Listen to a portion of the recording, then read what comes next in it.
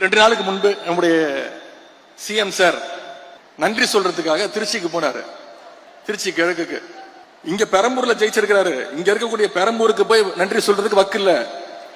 இதுவும் நான் சொல்லிதான் போனாரு. சட்டமன்றத்தில் நான் சொன்னேன், திருச்சிக்கு போய் முதல்ல நன்றி சொல்லுங்க. 20 நாள் முன்னாடி சொன்னேன். போனாரு, நன்றி சொன்னாரா? பொதுவா ஒரு முதலமைச்சர் ஆனதுக்கு பிறகு நம்முடைய தலைவர் இந்த 5 வருஷத்துல எந்த மாவட்டத்துக்கு போனாலும் அந்த மாவட்டத்துக்கு புது திட்டங்களை போய் அறிவிப்பாங்க. ஏதாவது ஒரு திட்டத்தை அறிவிச்சாரா? திருச்சிக்கு போனாரு, ஏதாவது திட்டத்தை அறிவிச்சாரா? ஒரு திட்டமும் கிடையாது. திருச்சி கிழக்குல இன்னும் 6 மாசத்துல இடைத்தேர்தல் வரப்போகுது. அதுக்கான பிரச்சாரத்துக்காக போயிட்டு அவர் எப்ப வாயை திறந்தாலும் அவர் வாயிலிருந்து வர வார்த்தை ஒண்ணுதான், எல்லாத்துக்கும் காரணம் திமுக தான்.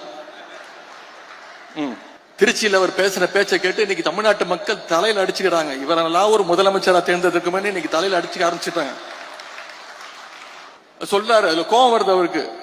கவர்ச்சியால தான் ஆட்சிக்கு வந்தீங்கன்னு என்ன பார்த்து சொல்றாங்க அப்படின்னு முதலமைச்சருக்கு சிஎம் சாருக்கு கோவம் வருது. சரி, கவர்ச்சியில் ஜெயிக்காம நீங்க எதை வச்சு ஜெயிச்சீங்க சொல்லுங்க பாப்போம். ஏதாவது ஒரு 2 காரணம் சொல்லுங்க பாப்போம். கலைஞர் மாதிரி இந்திய எதிர்ப்பு போராட்டத்துல கைது பண்ணி போராட்டம் பண்ணி ஜெயிலுக்கு போயிட்டு வந்தீங்களா? சரி, எங்க தலைவர் மாதிரி மிசா கொடுமையில 1 வருஷம் உள்ள இருந்து வந்தீங்களா? கட்சி ஆரம்பிச்சே 2 வருஷம் தான் ஆகுது. மாநில உரிமைகளுக்காக என்னைக்காவது குரல் கொடுத்திருக்கீங்களா? ஒன்றிய பாஜக அரசு ஏதாவது குரல் கொடுத்திருக்கீங்களா? பின்ன வேற எதை வச்சு நீங்க ஆட்சிக்கு வந்தீங்க? ஏதாவது ஒரு போராட்டம் பண்ணிருக்கீங்களா? எல்லாத்தையும் விடுங்க. தமிழ்நாடு முழுக்க போய் மக்களை சந்திச்சு உங்க கொள்கை என்னன்னு சொல்லி ஓட்டு கேட்டீங்களா?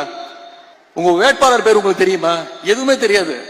இதைத்தான் எங்களுடைய தலைவர் அவர்கள் கவர்ச்சி அரசியல் எங்களுடைய தலைவர் அவர்கள் சொன்னாங்க. அது மட்டும் இன்னொன்னு சொல்றாரு, அவர் வாயில நல்லா வந்துருமா? வாயில என்ன வரும்? தமிழ்நாட்டு மக்கள் வாயில நிறைய வரும். தமிழ்நாட்டு மக்கள் காத்துக்கிட்டு இருக்காங்க, இந்த முதலமைச்சர் வாயில ஏதாவது ஒரு நல்ல வார்த்தை வருமா அப்படின்னு, ஏதாவது ஒரு திட்டங்கள் வருமான்னு இன்னைக்கு காத்துக்கிட்டு இருக்காங்க. இது வரைக்கும் உருப்படியா ஒன்னும் வரல. எந்த பிரச்சனையை கேட்டாலும் திமுக வெர்சஸ் தாவேகா, எதை பத்தி கேட்டாலும் திமுக செய்கின்ற சதி. இப்படிப்பட்ட ஒரு முதலமைச்சரை இன்னைக்கு தமிழ்நாட்டு மக்கள் தேர்ந்தெடுத்துட்டாங்க. அந்த முடிவை நம்ம ஏத்துக்கிட்டு தான் ஆகணும். அது மட்டும் இல்ல, தூரசக்தி, ஓரசக்தி, பாரசக்தின்னு நம்முடைய திரைப்பட இயக்குனர் திரு டி ராஜேந்தர் மாதிரி ரைமிங்கா டயலாக் பேசுறாரு.